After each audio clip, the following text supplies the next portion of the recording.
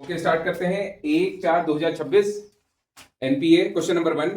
देहरादून स्थित करणपुर नगर की स्थापना किसने की थी? महारानी कर्णावती। नक्कटी रानी कर्णावती। महारानी कर्णावती। नक्कटी रानी कहा जाता है किसकी पत्नी थी? महिपति शाह की पत्नी थी। छोटा चीन या फिर तुमुलगढ़ का युद्ध 1640 ईस्वी में, और इसी का सहायक रहा था माधो सिंह भंडारी, जिसे गर्भभंजक कहा जाता है। महिपति शाह को गर्भभंजन कहा जाता है। कर्णावती नक्कटी रानी के नाम से फेमस है। इसने क्या किया था, क्यों कहा जाता है इसे नक्कटी रानी? इसने बेग मुगल की सहायता से, अपना इसका दोस्त था बेग मुगल, उसकी सहायता से इसने मुगल सेनापति नजाबत खां और उसकी सेना की नाक कटा दी थी, तो इसीलिए महारानी कर्णावती को नक्कटी रानी कहा जाता है। इसको नक्कटी रानी कहा किसने है? नाक कटी रानी शिव प्रसाद डबराल। चारण भी इनका अन्य नाम है। शिव प्रसाद डबराल का अन्य नाम चारण है। उत्तराखंड का इतिहास लिखा है इन्होंने, शिव प्रसाद डबराल ने। इसको दुर्गा की उपाधि भी दी गई है। महारानी कर्णावती को दुर्गा की उपाधि भी दी गई है। किसने दी है? निकोलस मनुची ने दी है अपनी पुस्तक में। हालांकि इसको लिखने वाला कोई और था जिसने दुर्गा कहा था, लेकिन इसकी बुक है वो निकोलस मनुची को, जिसमें इसको नवदुर्गा का रूप बताया है। अगली चीज ये है कि इसकी एक बुक है, नागकटी रानी पुस्तक है एक, नागकटी रानी। ये पुस्तक किसकी लिखी हुई है? कुलदीप रावत की पुस्तक है। क्वेश्चन नंबर 2 है, राज्य में सबसे पुरानी नहर कौन सी है? राज्य की सबसे पुरानी नहर कौन सी है? राजपुर नहर। किसने बनाई थी? कर्णावती ने। तो नंबर 2 आंसर हो जाएगा। राजपुर नहर सबसे पुरानी नहर है, राजपुर नहर। हालांकि ऊपरी गंगा नहर हम पढ़ते हैं, लेकिन वो 1848 से 52 के बीच में बनी थी, और 1848 से 52 के बीच में बनी थी। लेकिन ये जो राजपुर नहर है, राजपुर नगर, राजपुर नहर, ये सब बताया था कर्णावती ने। तो कर्णावती के समय की है, देहरादून में मिलेगा ये हमें। और जो हमारा करणपुर है वो भी देहरादून में है। क्वेश्चन नंबर 3, ब्रिटिश काल में राज्य का कौन सा स्थल बाड़ा खेड़ा नाम से जाना जाता था? Bara Khera Gadarpur. Question number 4 answer करना भाई। क्वेश्चन नंबर 4, देश की 16वीं जनगणना के जनगणना आयुक्त कौन नियुक्त किए गए हैं? मृत्युंजय कुमार नारायण। देश की पहली डिजिटल जनगणना होगी ये। और इसके अलावा कितने प्रश्न होंगे इसमें? 33 प्रश्न होंगे। और क्या है इसमें? इसका जो इसका ब्रांड एम्बेसडर है वो कौन है? सुदर्शन पटनायक। ये कौन है? ये रेत कलाकार हैं। रेतों से आप देखते होंगे समय समय पे आता रहता है, कभी रिपब्लिक डे, कभी इंडिपेंडेंस डे के टाइम पे रेत की मूर्तियां बनाई हुई पिक्चर शो करते हैं अपनी समुद्र के किनारे। तो सुदर्शन पटनायक वही है। इन्होंने किया था जो इलेक्शन आ रहा है, 16वां इलेक्शन, इसकी रेत की मूर्ति बनाई थी, तो इसलिए इन्हें ब्रांड एम्बेसडर नियुक्त किया गया है। इसकी जो शुभांकर है वो क्या है? शुभांकर क्या है? प्रगति विकास, जिसमें प्रगति है महिला और विकास है पुरुष। Question number 4। क्वेश्चन नंबर 5, राज्य में प्रसिद्ध चैती मेला कहां आयोजित होता है?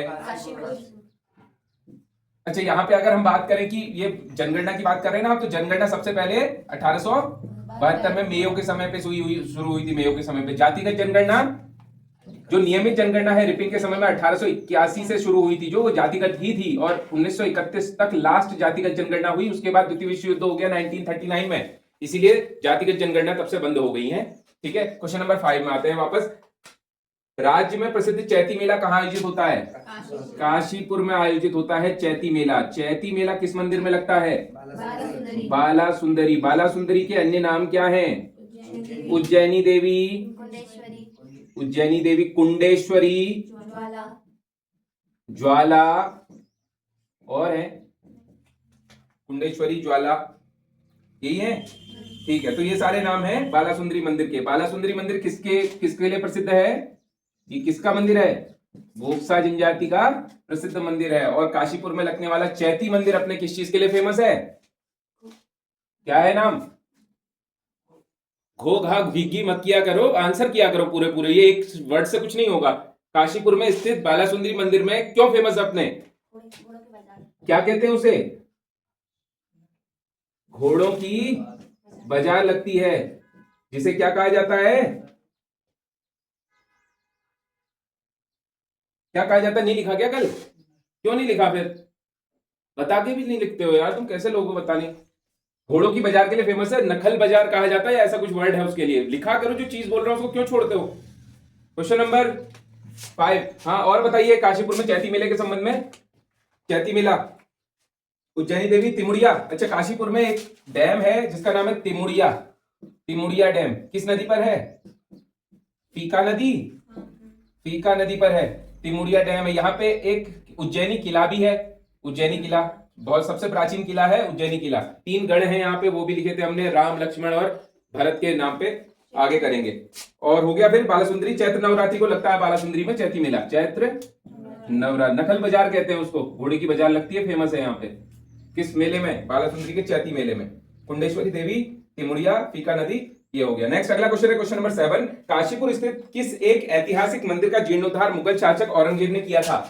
बालासुंदरी मंदिर। क्वेश्चन नंबर 6, बालासुंदरी मंदिर।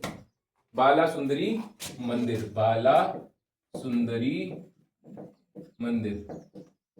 अच्छा, ये किया क्यों था? उसकी बहन थी ना, उसकी बहन हो गई थी बीमार, वो बीमार से सही हुई तो इसीलिए जीर्णोद्धार किया। Question number 7। तो काशीपुर के संबंध में एक आध बात फिर कर लेंगे आगे। चलिए बताई दीजिए, राज्य में किस एक स्थल का नाम, प्राचीन नाम गोविशाण है? Question number 8। 7 हो गया ना। Question number 8, Kashipur. काशीपुर का पुराना नाम है गोविशाण। यहां पर आया था ह्वेनसांग। ह्वेनसांग 634 ईसा पूर्व में उसने ये बताया था कि यहाँ पे क्या है? बौद्ध मठ है। यहाँ पर अशोक के स्तूप है, अशोक के स्तूप हैं। इसके अलावा यहाँ पर कुछ टीले हैं। कौन कौन से टीले हैं? एक तो रामगढ़ टीला, 2-4 टीले हैं ना यहाँ पे, लिखे नहीं क्या कल आपने? ये भी भीमगढ़ किला, भीमगढ़ किला, उज्जैनी किला। उज्जैनी किला कहाँ स्थित है? काशीपुर में, ये प्राचीन है। यहाँ पर 3 गढ़ भी हैं काशीपुर में। कौन कौन से हैं? रामगढ़, लक्ष्यपुर और चेतनापुर। चेतनापुर, ये तीनों डिनोट करते हैं राम, लक्ष्मण और भरत को डिनोट करते हैं। इसके अलावा द्रोण सागर, द्रोण सागर डैम, द्रोण सागर भी यहीं स्थित है काशीपुर में। और एक फेमस, और क्या चीज है फेमस यहाँ पे? बद्रीदत्त पांडे का जन्म हुआ था। और ये द्रोण सागर है 200 मीटर स्क्वायर क्षेत्रफल पे फैला हुआ है। बद्रीदत्त पांडे का जन्म यही हुआ था। और इसके अलावा जो हमारे काशीपुर बसाया किसने था? काशीनाथ अधिकारी ने बसाया था। काशीनाथ अधिकारी, ये कौन था? देवी चंद, जो चंद्रवंश का शासक था, जिसको कुमाऊं का मोहम्मद बिन तुगलक भी कहा जाता है। आया हुआ क्वेश्चन है ये। उसने 1720 ईस्वी में उसके एक अधिकारी, काशीनाथ अधिकारी ने काशीपुर नगर बसाया था। इसके अलावा काशीपुर में जो बोक्सा जनजाति है उनकी और भी प्रसिद्ध देवियां हैं। यहाँ पे एक क्वेश्चन है, देखिए क्वेश्चन नंबर 6। क्वेश्चन नंबर 6 में चैती, नौबी, होगन, ढलिया, गोटरे राज्य की किस जनजाति के प्रमुख त्योहार है? क्वेश्चन नंबर, बोक्सा जनजाति के प्रमुख त्योहार है ये। इसके अलावा इनकी एक प्रमुख देवी है चौमुड़ा देवी। चौमुड़ा देवी किसकी है? बोक्सा जनजाति की प्रमुख देवी है। और बताइए इसके बारे में। एक बोली बोलते हैं बोक्सा जनजाति के लोग, रजभैंसी बोली। और बताइए। इनके पंचायत का सबसे बड़ा मुखिया तखत कहलाता है। तखत पंचायत का सब मुखिया कहलाता है तखत। इसके अलावा रजभैंसी बोली हो गई। हुल्का एक देवी है, किसकी है? हुल्का जनजाति, हुल्का देवी है बोक्सा जनजाति। और आदिम जाति का दर्जा इसे 1981 में दिया गया। लोकुर समिति हमें ध्यान होनी चाहिए, 1967-65 में बनी थी लोकुर समिति। उसने 1967 में अपनी रिपोर्ट दी थी, जिसके आधार पर राज्य की 5 जनजातियां बनी थी। उन 5 जनजातियों को आरक्षण भी है, 4% सरकारी नौकरियों में आरक्षण है। इसके अलावा नानक मत्ता, नानकमत्ता और चक्राता की सीट जो है वो विधानसभा सीट है, ये आरक्षित सीटें हैं जनजातियों के लिए। और बताइए, बोक्सा जनजाति, आदिम जनजाति, चौमुड़ा इनकी देवी हो गई, और रजभैसी, हुल्का देवी। ठीक है, आगे चलते हैं। Next question number 7। Question number 7 को करने से पहले, क्योंकि जीर्णोद्धार किसने कराया था? औरंगजेब ने कराया था। तो औरंगजेब के संबंध में कुछ बातें बताइए लाइन बारी से, एक एक करके। औरंगजेब बोलिए, सब बोलिए। इनकी पत्नी दिलरास बानो या फिर जिसको हम कहते हैं राबिया दुर्रानी, और इसी की फूहड़ नकल, किसकी मकबरे की फूहड़ नकल? ताज की फूहड़ नकल इसी की बीवी की तो मकबरा है महाराष्ट्र में ना। नेक्स्ट, वीणा वादक था, वीणा बजाता था, साथ में टोपी सीता था औरंगजेब, और 2 बार राज्याभिषेक। पहली बार 1658, फिर 1659 में। 1658 में कौन सी विजय? सामूगढ़ की विजय। सामूगढ़ की विजय के बाद इसने अपना नाम क्या रखा? आलमगीर। जिंदा पीर के नाम से किसे जाना जाता है? जिंदा पीर के नाम से जाना जाता है औरंगजेब को। इसके अलावा 1659 में कौन क्या जीता? देवराय की विजय हुई इसकी। इसके अलावा औरंगजेब ने शराब और तंबाकू पर प्रतिबंध लगा दिया था। एक अधिकारी नियुक्त किया था जो समाज में शरीयत से समाज चले, इसके देखरेख के लिए एक अधिकारी नियुक्त किया था, जिसको क्या कहा गया? क्या नाम था उस अधिकारी का?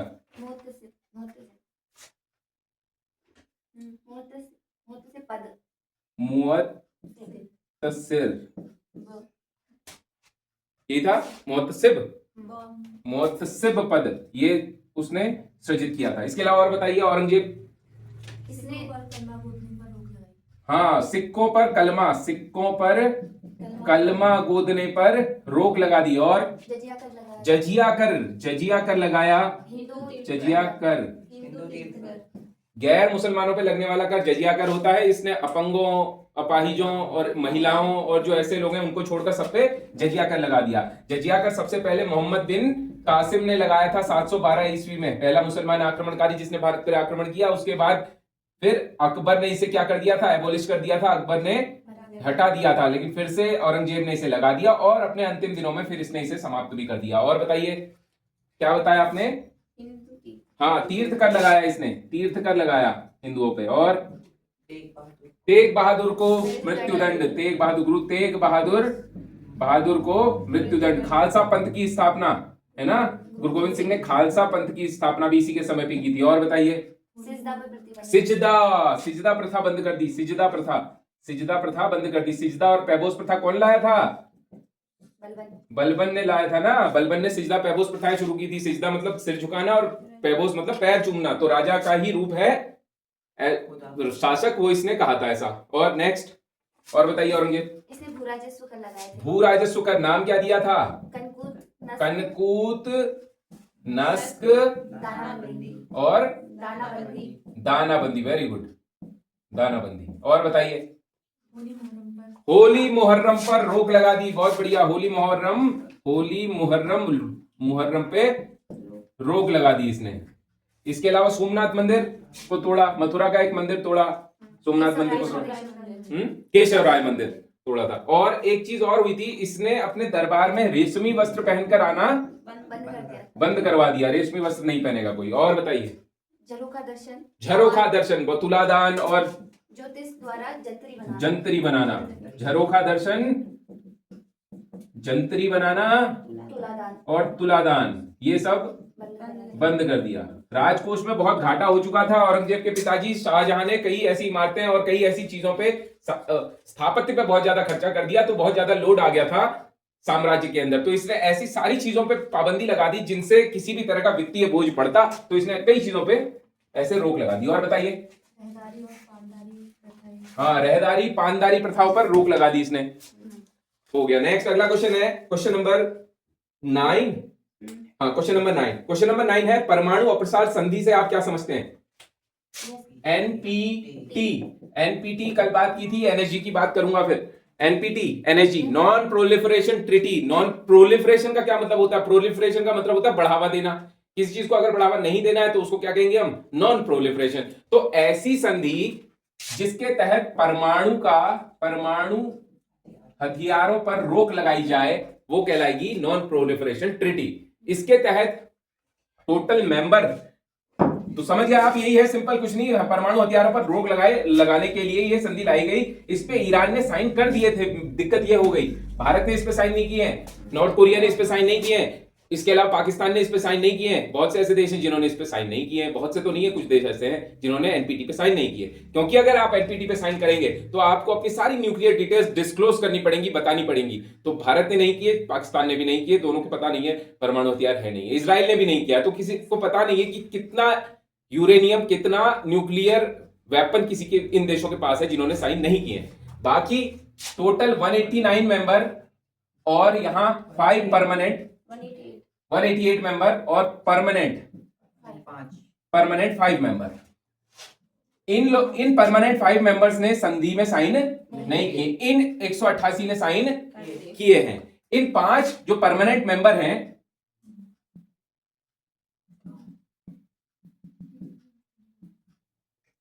5 परमानेंट मेंबर जो हैं उन्होंने साइन नहीं किए हैं। इसके अलावा और कौन कौन से हैं?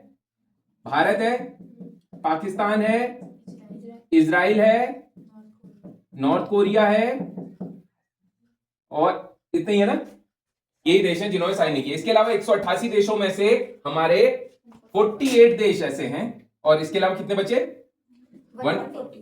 140 देश। इन 148, इनके पास, इन 140 देशों के पास टोटल 188 प्लस 5 इतने मेंबर्स टोटल जो ऑफिशियली देश हैं, उन देशों के तहत 5 ने साइन ही नहीं किए हैं। बाकी ये देश और हो गए तो 195 ये कंट्रीज टोटल लगभग हो जाएंगी। इसके अलावा इन देशों में 140 देशों के पास तो कोई भी न्यूक्लियर वेपन जैसी चीज, बहुत गरीब है, ये गरीब है in the sense nuclear weapons जैसी चीजों में, जहां परमाणु से संबंधित कोई भी चीज हो, तो इन्होंने तो साइन करे हुए हैं। इन पे पाबंदी क्या लगा है? दूसरा मेन पाबंदी है इन 48 देशों पे जिनके पास न्यूक्लियर टेक्नोलॉजी है, इनके पास न्यूक्लियर टेक्नोलॉजी नहीं है, इनके पास है, तो मेन इन पे प्रतिबंध है ये वास्तविक रूप से। किसके अप्रसार के लिए? परमाणु अप्रसार के लिए। तो परमाणु अप्रसार नहीं करना। कब आई थी? 1968, हाँ 1968 में। और इसी एनपीटी के तहत फिर उसके बाद 1975 में हमारा एनएसजी बनता है, जब भारत का पोखरण हम टेस्ट करते हैं, स्माइलिंग बुद्धा वाला। उसके बाद नजर पड़ती है दुनिया की, भैया भारत जैसे देश क्या कर रहे हैं? परमाणु बम बना रहे हैं। इस परमाणु बम के इस कामकाज को रोकना पड़ेगा। इसीलिए उन्होंने कहा कि न्यूक्लियर सप्लायर्स ग्रुप, कौन किसको न्यूक्लियर सप्लाई कर रहा है, कौन परमाणु बम बनाने के लिए न्यूक्लियर दे रहा है, उसकी अच्छे से जांच करो और एनर्जी न्यूक्लियर सप्लाई ग्रुप बनाओ एक, ठीक। उस न्यूक्लियर सप्लायर ग्रुप के तहत फिर उस पर रोक लगाई जा सके, इसीलिए। लेकिन भारत को वेवर है, 2008 में यूएस द्वारा भारत को वेवर दिया गया था, जिसके तहत वो परमाणु हथियार बना सकता है। बाकी ज्यादातर यूज परमाणु का एनर्जी सेक्टर में ज्यादा होता है, और ये सारे देश जिनके पास परमाणु हथियार है वो यही बोल के यूरेनियम का यूज करते हैं कि हम ऊर्जा में इसका प्रयोग कर रहे हैं, लेकिन चोरी छुपके वो परमाणु बम बनाते हैं। इसी में आता था ईरान भी हमारा, और यही मुद्दा बहुत लंबे समय से ईरान और यूएसए के बीच में तनातनी का कारण रहा कि वो इसका मेंबर होते हुए भी अपनी जानकारी गुप्त रख रहा है और बता नहीं रहा कि मैं न्यूक्लियर वेपन बना रहा हूं, नहीं बना रहा हूं, क्योंकि उसको बताना चाहिए था एनपीटी का मेंबर होते हुए। ठीक है, next question number 9, 10। Question, Bharat की पहली महिला डॉक्टर कौन? हाँ, पहली महिला डॉक्टर थी Anandibai Joshi. Question number 10, Anandibai Joshi. Next question number 11, किस वर्ष तिब्बत के लामा साधुओं ने तिब्बत क्षेत्र में निर्वासित कर भारत में शरण ली थी? 1959। धर्मशाला में इनका यहाँ हेडक्वार्टर है, हिमाचल प्रदेश में, 1959। इसके तहत हमने दलाई लामा, पंचन लामा और लामा साधुओं की मैंने आपको समझाया था। सबसे बड़ा अधिकारी इनमें दलाई लामा होता है, उससे छोटा होता है पंचन लामा। क्वेश्चन नंबर 12, चीन ने अगवा कर लिया है, जिसकी भविष्यवाणी पंचन लामा के तौर पे की थी, काफी पहले अगवा कर लिया और अब उसकी जगह अपना एक नुमाइंदा बिठा दिया वहां। नेक्स्ट अगला क्वेश्चन है क्वेश्चन नंबर 12, विश्व की किस प्रसिद्ध ऐतिहासिक संरचना को आयरन लेडी के नाम से जाना जाता है? Eiffel tower. किसके नाम पे बना है? गुस्ताव एफिल के नाम पे बना है। यही थे प्रमुख, इसमें ठेकेदार कह लो, वास्तुकार कह लो, यही थे। इसके अलावा इसकी ऊंचाई कितनी है? 300 मीटर इसकी ऊंचाई है। कहां मिलेगा? पेरिस में मिलेगा। एग्जैक्ट कहां मिलेगा? सीन नदी है, सीन नदी के तट पर एक पार्क है। पार्क का नाम क्या है? क्या नाम है? Champ D marks, champ D marks park. इसमें मिलेगा एफिल टावर। इसको कहा जाता है iron lady. Next question number 13, Bharat Nepal के मध्य महाकाली संधि पंचेश्वर बांध निर्माण के तहत कब हुआ? महाकाली संधि कब हुई थी? फरवरी 1996 में महाकाली संधि हुई थी। क्वेश्चन नंबर 13, 1996 में महाकाली संधि हुई थी। महाकाली संधि के तहत आप जानते हो कि महाकाली संधि से पहले एक संधि 1816 की है ना, 14 नवंबर 1816, ये जो था 14 नवंबर 1816, ये संगौली की संधि है। संगौली की संधि के तहत जो काला पानी है, ये काली नदी को सीमा माना था, भारत और नेपाल की सीमा माना था। तब काली नदी निकलती थी काला पानी से, काला पानी से निकलती थी। अब ये काला पानी से तब निकलती थी, आज के समय में जरूरी थोड़ी है मुहाना वही हो, वो खिसक चुका है, लेकिन ये लोग क्लेम करते हैं कि ये काला पानी इनका है। हम कहते हैं कि ये काला पानी हमारा है, क्योंकि आज के समय पे वो काला पानी जो एक्चुअल प्लेस है वहां पे से काली नदी नहीं निकल रही है। तो ये कह रहे हैं कि काली नदी तो यहां से निकल नहीं रही है, लेकिन सीमा तो काली नदी है। तो हम क्या कह रहे हैं, ये यहीं से निकलती थी पहले, आज के टाइम पे नहीं है। हालांकि ये हमारे ही पास है, ऐसा नहीं है हमारे पास, लेकिन क्लेम ये भी करता है सीमांत क्षेत्र है काला पानी। ध्यान रखना लिपुलेख के पास में, लिपुलेख वाला इलाका थोड़ा सा भारत नेपाल के बीच में। नेक्स्ट क्वेश्चन नंबर 14, आयकर किस प्रकार का कर है? आयकर एक प्रत्यक्ष कर है। vpro.co.in, मैंने बताया था आपको एक्सक्यूज मी और vpro.co.in। ये एक्सक्यूज मी जो है ये है अप्रत्यक्ष कर, इनडायरेक्ट टैक्स, और ये है डायरेक्ट टैक्स, प्रत्यक्ष कर। प्रत्यक्ष कर में wealth tax, property tax, corporate tax और इनकम टैक्स। इनकम टैक्स ही हो गया हमारा आयकर। प्रत्यक्ष कर जो है वो सीधे रूप में लिया जाता है, ठीक है, सरकार सीधे रूप में लेती है प्रत्यक्ष कर। अप्रत्यक्ष कर गुड्स और सर्विस के फॉर्म में, गुड्स और सर्विस की फॉर्म में लेती है। जैसे हम जीएसटी कहते हैं ना, जीएसटी किस प्रकार का कर है? इसी प्रकार का कर है। इसके अलावा हमारा एक ये इसमें कौन कौन से टैक्स आएगा? एक्साइज आएगा, कस्टम्स आएगा, सर्विस टैक्स आएगा, मार्केट टैक्स आएगा, इंटरटेनमेंट टैक्स आएगा। ये सारे टैक्स अप्रत्यक्ष कर के अंतर्गत आते हैं। जीएसटी एक अप्रत्यक्ष कर है। टोल टैक्स जो हम देते हैं वो भी एक अप्रत्यक्ष कर है, ठीक है। इसके अलावा उपहार कर कैसा कर है? ये आया हुआ सवाल है कई बार। उपहार कर एक प्रत्यक्ष कर है, ये थोड़ा सा ध्यान रखना। नेक्स्ट अगला क्वेश्चन है, 129वां संविधान संशोधन विधेयक 2024 किससे संबंधित है? कौन सा क्वेश्चन है ये? 15 क्वेश्चन है। एक राष्ट्र एक चुनाव, एक चुनाव। कौन सा? 124वां संविधान संशोधन विधेयक वर्ष 2024, 129वां, सॉरी 129वां। क्वेश्चन नंबर 16, क्वेश्चन नंबर 16 है, शीतल देवी का संबंध किस खेल से है? पैरा तीरंदाज। पैरा तीरंदाज है, जम्मू कश्मीर की है, और इसे 2023 में अर्जुन पुरस्कार मिला था। दोनों हाथ नहीं है इसके। कौन सा रोग है?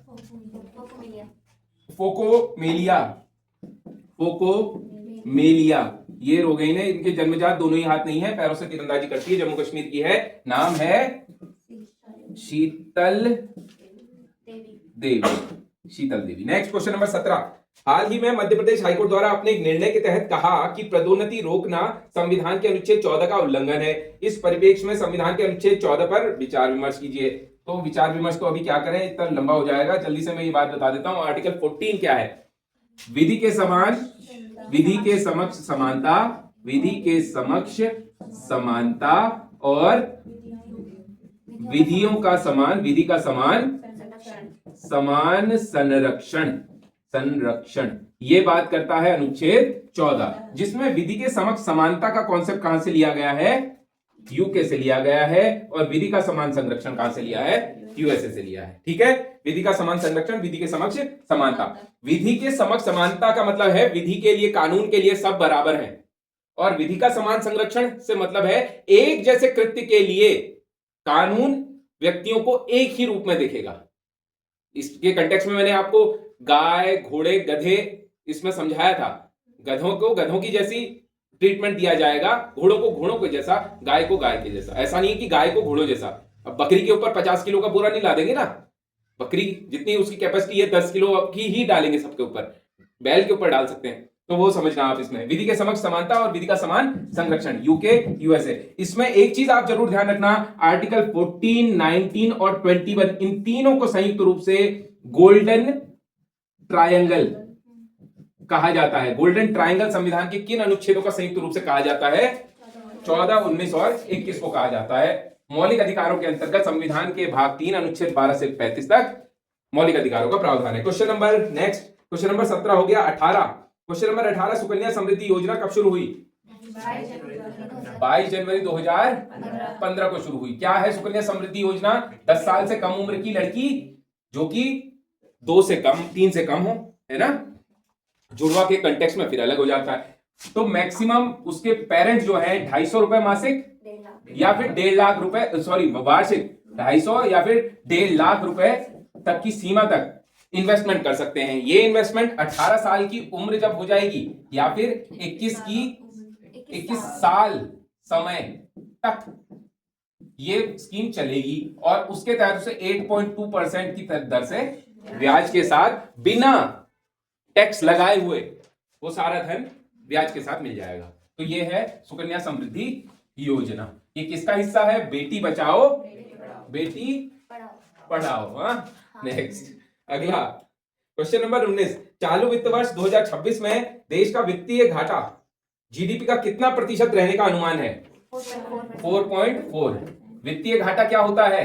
वित्तीय घाटा तब होता है जब सरकार का खर्च जो है वो ज्यादा हो जाए, किससे? सरकार की आय से ज्यादा हो जाए, तब होता है वित्तीय घाटा। तो ये 4.4% रहने का अनुमान है वित्त वर्ष 2024। अगला क्वेश्चन, क्वेश्चन नंबर 20, अक्सर चर्चा में रहने वाला शेयर बाजार का शब्द इंट्राडे। क्वेश्चन नंबर 20, इंट्राडे का क्या मतलब है? इंट्राडे, इंट्राडे का मतलब है एक ही दिन में एक शेयर को खरीदना और वो भी 9:15 से लेके 3:30 तक, AM से लेके PM तक। ये होता है व्यापारिक दिन शेयर मार्केट का। इसी बीच में किसी शेयर की खरीद करना और उसे बेच देना कहलाता है इंट्राडे ट्रेडिंग। इंट्राडे ट्रेडिंग में क्या होता है? शेयर को खरीदना उसी दिन और उसी दिन बेच देना। तो दोनों काम एक दिन कर दिए उसने। ये किया क्यों जाता है intraday? Risk, share market is all about the risk. If you have the guts to take more risk you can earn more. तो ज्यादा आप रिस्क लेने की आपकी एबिलिटी है तो आप अर्न मोर कर सकते हैं, लेकिन उल्टा भी हो सकता है, लॉस भी हो सकता है उसमें। तो ये वही टेक्निक है कि अधिक रिस्क है इसमें, क्योंकि मार्केट हमेशा फ्लक्चुएट रहता है, शेयर मार्केट बढ़ता घटता रहता है। लेकिन जो अच्छे अर्थशास्त्री हैं, बाजार का अच्छा ज्ञान रखते हैं, वो ये सब करते हैं अच्छा प्रॉफिट कमाने के लिए। एक ही आपने सुना होगा ना, रातों रात क्या हो गया? करोड़पति हो गया। वो यही होते हैं फिर इंट्राडे ट्रेडिंग से। क्वेश्चन नंबर 21, क्वेश्चन नंबर 21 है, महावीर स्वामी ने अपने उपदेश किस भाषा में दिए? प्राकृत भाषा में दिए। इसके अलावा इनको ज्ञान की प्राप्ति कहां हुई? रिजुपालिका नदी के तट पर, और साल का वृक्ष था जाम्भिक ग्राम में इनको ज्ञान की कैवल्य की प्राप्ति हुई। क्वेश्चन नंबर 22 है ये। निर्वाण मैंने गलत लिख दिया, इसमें कैवल्य होना चाहिए था। निर्वाण का मतलब जैन धर्म के अनुसार होता है मृत्यु। जैन धर्म दिगंबर, श्वेतंबर, दिगंबर में बढ़ गया था क्योंकि जैन संगीतियां हुई थी। अब ये बहुत बड़ा टॉपिक हो जाएगा, इसलिए अभी चर्चा नहीं कर रहा, फिर किसी दिन और दिन पूरा जैन धर्म अलग से बात करें, जैसे आज हमने औरंगजेब की बात करी है। क्वेश्चन नंबर 22 पे आ जाओ। क्वेश्चन नंबर 22 है, महावीर स्वामी ने किस वृक्ष के नीचे कैवल्य प्राप्त किया? साल वृक्ष के नीचे, साल वृक्ष के नीचे कैवल्य प्राप्त किया।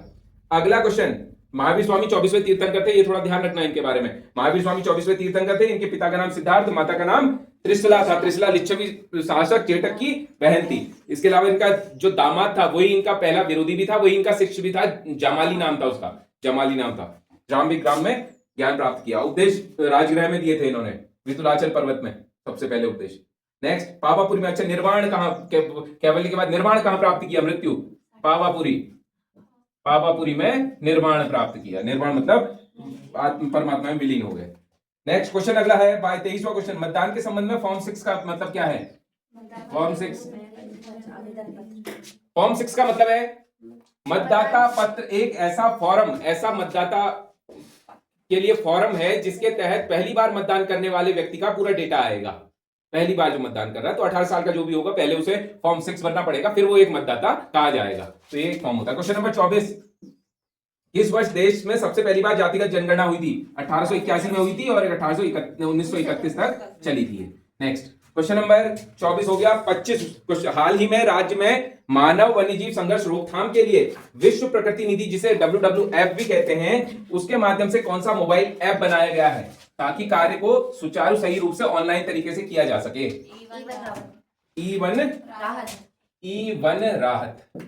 वन राहत ये ऐप है जिसके तहत मानव वन्यजीव संघर्ष के तहत जो मुआवजा दिया जाता है ना, वो मुआवजा आसानी से मिल जाए।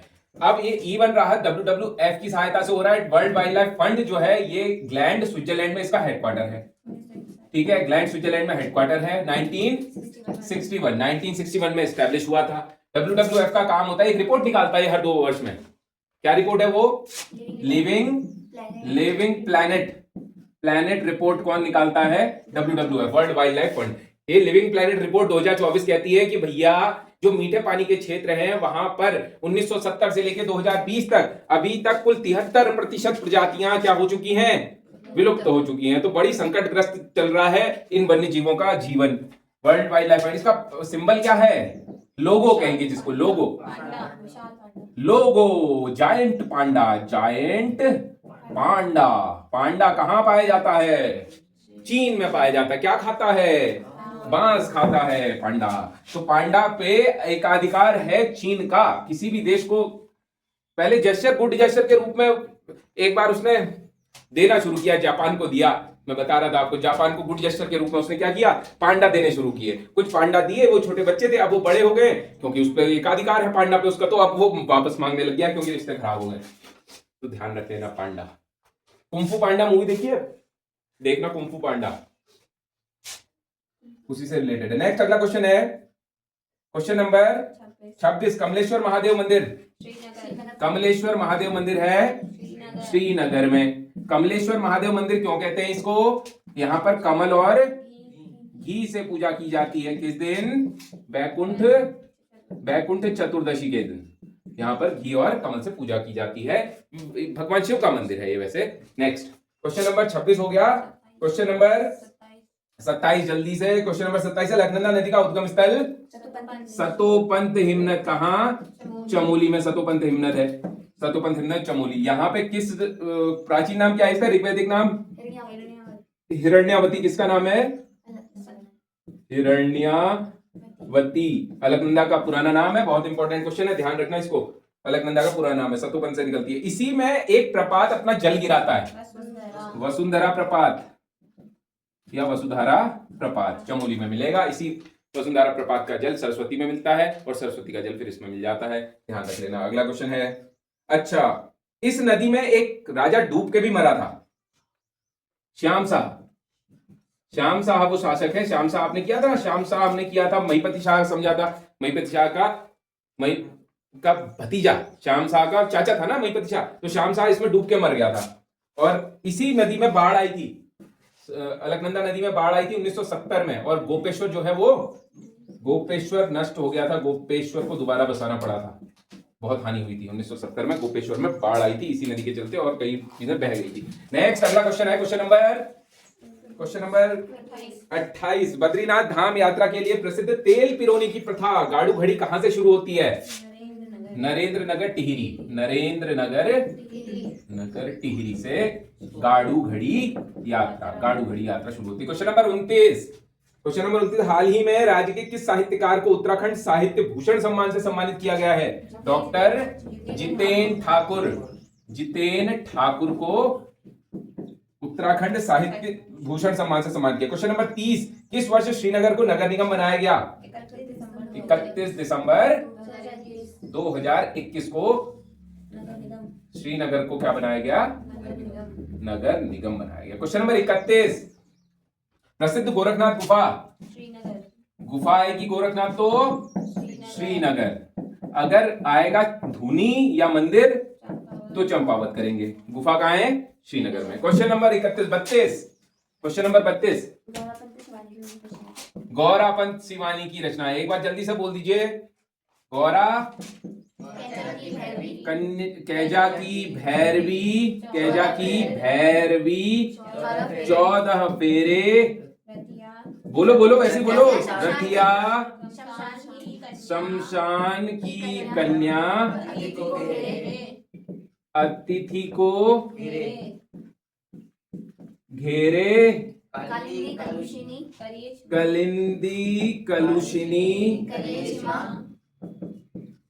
करिए क्षमा, मारी चिकासी गहरी नींद, मरीचिकासी गहरी नींद, गहरी नींद, लाल हवेली में सुरगमा, लाल हवेली में सुरगमा, मैं मैं सुरगमा, मैं मैं मुर्गा हूं कुकड़ू को। नेक्स्ट क्वेश्चन नंबर 32 हो गया। तो ये सारी उसकी रचनाएं ही हैं जो शॉर्ट फॉर्म में ट्रिक से मैंने बना दी है। क्वेश्चन नंबर 32 हो गया। 33 शैलेश मटियानी की प्रमुख रचनाएं। अब एक दिन में 4-4 रचनाएं तो नहीं दूंगा, हो गया एक रचना ये हो गई, एक रचना फिर बाद में बता दूंगा। नेक्स्ट शैलेश मटियानी की सभी रचनाएं, इनकी अधिकांश रचनाएं वही हैं, क्या कहते हैं, जंगल में मंगल, हाथी का बच्चा, इसका घोड़ा, ये ऐसी है रचनाएं अधिकांश, मतलब बिल्ली का बच्चा और ये कर रहे वो कर रहे, ये सब रचनाएं। बोरीवली से पोरबंदर, ये जरूर याद रखना ना, बोरीवली से पोरबंदर।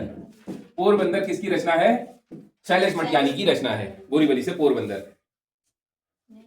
बोरीवली से पोरबंदर। बाल कलाकार, बाल रचनाकार भी हैं ये, और इसको उत्तराखंड के क्या कहेंगे इनको, जैसे आंचलिक कथाकार फणीश्वर नाथ रेणु है ना हिंदी साहित्य में, उसी तरह उत्तराखंड के आंचलिक कथाकार कहा जाता है इन्हें। लिख लीजिए, उत्तराखंड का आंचलिक कथाकार, उत्तराखंड का आंचलिक कथाकार, आया हुआ क्वेश्चन है। बोरीवली से पोरबंदर।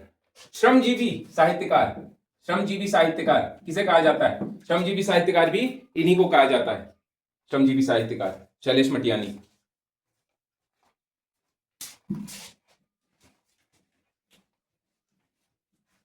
बाकी बहुत बेहतरीन ट्रिक है, इसकी भी चर्चा कर लेंगे। नेक्स्ट अगला क्वेश्चन है, क्वेश्चन नंबर 34। सुमित्रानंद पंत का एकमात्र उपन्यास हार, हार उपन्यास।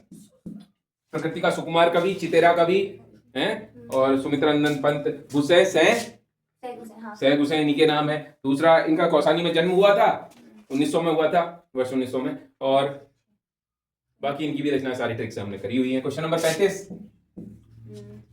राज्य के किस स्थान को कालों का डंडा कहा जाता है? लैंसडाउन।